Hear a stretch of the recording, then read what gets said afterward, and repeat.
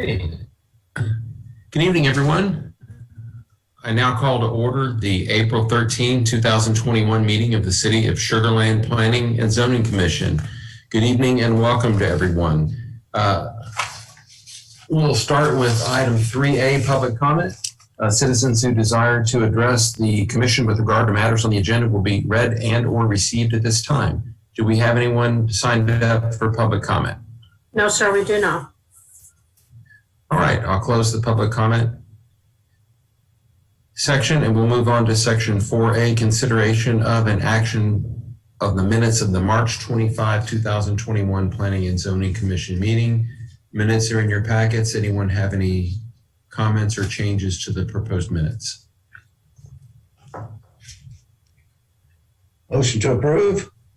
All right, got a motion by Commissioner Canaan to approve. Is there a second? Second from Taylor. Second from Commissioner Landine, if you'll vote at this time.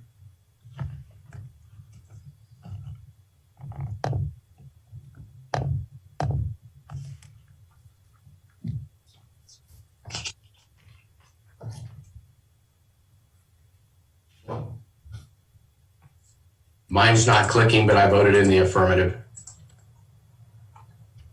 Thanks, Chuck. And Andy, is that your intent?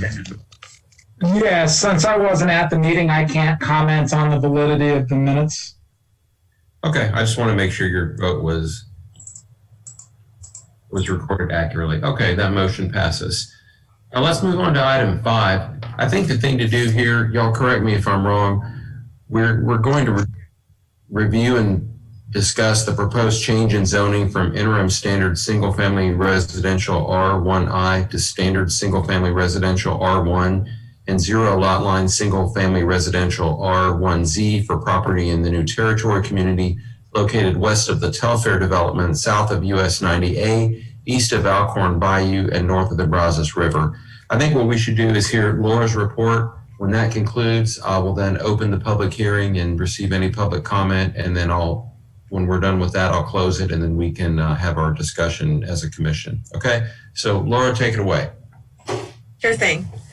So this is a fairly large area, as I'm sure y'all are aware. So the New Territory community was annexed in December of 2017. And as part of that annexation, interim zoning is applied. Typically it's R1I for residential areas and B2I for commercial areas. Over the last 2 years, Myra in the department, as well as maybe some of the others, have gone through and zoned individually all of the commercial areas. And so now we're bringing forward the large residential area. So the proposed zoning is going to be R1 and R1Z. There are 2 communities in this area that were either platted or have deed restrictions that line up with the R1Z for zero lot line. But overall, we do have 50 residential subdivision plats, 14 right-of-way dedications, and 18 other parcels that we have identified by deed number that are going to be before you tonight for this rezoning to permanent zoning district. Next slide. So this is an aerial map, again, just kind of showing the area. It is residential for the most part. There are 2 schools, an elementary school and a middle school, as well as some HOA infrastructure, some ball fields, community center, some different things like that. All of that is proposed to be R1, and it's all allowed by right in the R1 standard single family residential district. It is bounded, as mentioned in the description, by Telfair on the east, Alcorn Bayou on the west, north is US 90A, and then along the south is the Brazos River. 2 of the subdivisions in this area, again, are Sunset Cove and Stonehaven, and they are proposed to be R1Z. Next slide. Yes, so this is the proposed zoning map. The 2 blue areas are the 2 R1Z neighborhoods. The yellow areas are the proposed to be standard R1 single family residential districts. Next slide. This is a zoom in of the future land use map that shows the area. It is suburban neighborhood use, which does line up exactly in line with R1 and R1Z zoning districts. Next slide. So the points for consideration this evening are fairly standard. Permanent zoning is required by state statute. It is the final step in the annexation process. The proposed zoning districts match up with both the plats and the built environment, and they do align with the land use map and comprehensive plan. Next slide.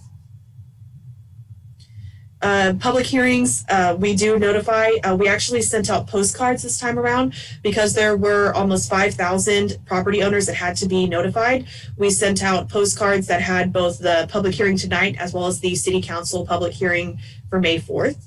There was also a web page created. Abby Martinez in the department helped to set that up, a web page dedicated directly to the rezoning of new territory to help with FAQs and also more detailed information in order to try and help cut down on any inquiries from the public. We also communicated closely with the HOA, so they did also send out notifications to their residents as well as published FAQs. And then the notification was published in the newspaper as well.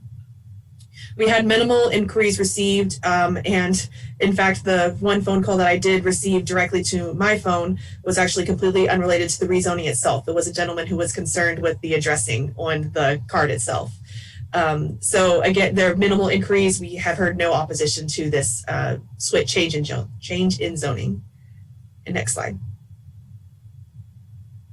So this is an example of what the postcard looks like. So there was on the back, there was the letter that you see kind of towards the rear, and then the address would be on the blank side on the right. And then this is what the front of the card looks like. Some minimal action statements. What do I do as a property owner, residential and commercial? How do I make a comment? Information about how to view both public hearings as well as to sign up to make a comment if they wanted to. Next slide. So the recommendation for tonight is to host this public hearing followed by discussion, and then the consideration and action will be on the April 22nd meeting. That's next Thursday. And staff will be recommending a recommendation of approval to mayor and city council for this change in zoning. And I'd be happy to answer any questions or walk through the process with you after the public hearing. Okay, thanks very much, Laura. At this time, I'm going to open the public hearing. At this time, we will receive and hear persons interested in the proposed change in zoning from the interim standard single-family residential R1I to standard single-family residential R1 and zero lot line single-family residential R1Z for property in the new territory community located west of the Telfair development, south of US 90A, east of Alcorn Bayou, and north of the Brazos River.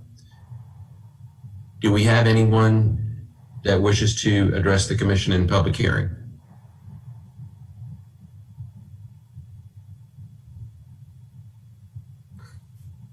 We're not aware of any. And just in the interest of completion, so no one is in attendance at the moment, and you've received no written request from anyone to appear at a public hearing today either. Is that right? That's correct. Okay, very good. I'll close the public hearing at this time, and we will go on to review and discussion. Any comments from any of the commissioners? And I guess we can start. I'm just going to do it by Zoom screen if that's okay. AP, I'll start with you. I don't right now. This seems pretty straightforward to me. I don't right now. I commend staff for being thorough with the analysis and the information. Okay, thanks, AP. Tim, anything from you? There we go. Just a few questions. What were the differences in the report? It said there were some differences in the lots compared to the Sugarland R1 and R1Z. What were they compared to? So the difference is the alignment of the house on the lot. So R1 standard family has 5 feet on either side yard, whereas R1Z, the house aligns on a 0 foot. So it's on the property line on one side with 10 feet on the other. I'm sorry, Laura. I mean, what was the difference in the way that the new territory lots were laid out compared to the Sugarland? Oh, there is zoning? No difference. No difference at all? Yeah. The difference was it wouldn't fit in the R1 standard. It had to go with R1Z. Okay, what about R1 interim to RR1? I guess so there's no there was difference. Just some verbiage. There was just some verbiage in here that said that it was close, but maybe that was for the R1Z. Anyway, it doesn't sound like there was enough of a difference to bother. Okay. That was the only question I had. Okay. Thank you. Okay. Suzanne, anything from you? Of course, thank you. Laura, I just want to confirm the R1Zs, are they built out already or are they pending? Yes, everything is built. Okay, then there's no question in that. Okay, thank you. Thanks, Suzanne. Andy, anything from you? Just a quick point for my education. I thought that the parks had a different zoning classification than the R1. No, they do not. Okay, so they just go on R1. The only All right. difference is the Brazos River Park area has its own designation, but none of this is that area. Maybe that's what I was thinking of. All right, thank you. That's all I had. Thank you, Andy. Dan, anything from you, sir? Nothing here, thank you. Chuck, You're muted. you're on mute. $5 in the mute jar. No, everything looks good. Staff did a good job. And it seems they did a good job of explaining things, and we don't have any public comments. So nice job. Thanks, Chuck. Taylor? Nothing for me. Thanks, Matt. Jay? No comments, questions. Thank you. Okay, well, just a few. I think these are pretty much pro forma, Laura, but I'm going to ask just a couple of questions for the record. So you said basically that there are approximately 5,000 property owners that will be affected by this zoning change. Is that right? There's actually a little bit less than that, maybe closer to 4,500, because we did have to send it to property owners within 200 feet. So all of the commercial property owners and surrounding owners got it as well. But yes, there are quite a few property owners. Okay, and so all of the affected property owners should have received communication, some direct mail communication, Yes. and letting them know that they could appear for a public comment at tonight's Planning and Zoning Committee meeting, correct? Or they can show up at the City Council meeting itself. There'll be a public comment period at that meeting as well. Yes, there will be a public hearing directly for this item as well. Okay, and there was a dedicated webpage that was put up and the address was circulated to people so they could log onto the website or hit the QR code and address any questions that they might have, right? Yes, all of And- that was posted. And all of the affected homeowners associations were notified and asked to do outreach to their members as well. And that presumably, Correct. and it was posted in the paper as well, right? Yes. Okay, well, very good. Well, it looks like staff has done a great job on this, as evidenced by, I won't say the lack of participation, but the lack of questions. And you've received no, material feedback from any of us, so I expect it'll be clear sailing from here on out. So what is the plan? Does this come back to us then at the next meeting for consideration? Correct. Okay, well, that ought to be pretty easy. Anything else on this issue? All right, very good. Well, thank you, Laura and staff. Well done. Let's move on to item 5A, reports. Report from the Planning and Zoning Commission liaison of the City Council meeting, April 6, 2021. And that would be me. I was there virtually. That counts. Sir? That counts. Yeah, most of us were, I think. Couple things. They had the Sugarland 101 graduation, or graduates were honored. I'm sure most of us have been to that program, and if we haven't, highly encourage all to attend. And then there was the winner of the Sugarland Open Air Chess Tournament, Andrew Wu, a young 9-year-old took away first place on that one. So, and that was open to adults and in all classifications. So that was exciting. Not the only thing on the agenda that we might have interest in or had some history with was there was a public hearing followed by consideration and action on a establishment of a public improvement district for the park at Eldridge. It was the last subdivision plat that we reviewed and approved. So they've created a public improvement district to finance improvements for that development. And that was pretty much it. It was a short, sweet meeting, and that was about all that concern the P and Z. So that's my report. Thank you. Thanks very much, Jay. Item 6B, city staff report. As we talked a little bit about tonight, your meeting, we've got back-to-back meetings here in April. It'll be next Thursday on the 22nd, but should be fairly straightforward. The only item we'll have is to move forward on the new territory item, and then I anticipate the minutes. But that should be fairly quick to get you out for late that night. That's all we have. Thanks very much, Doug.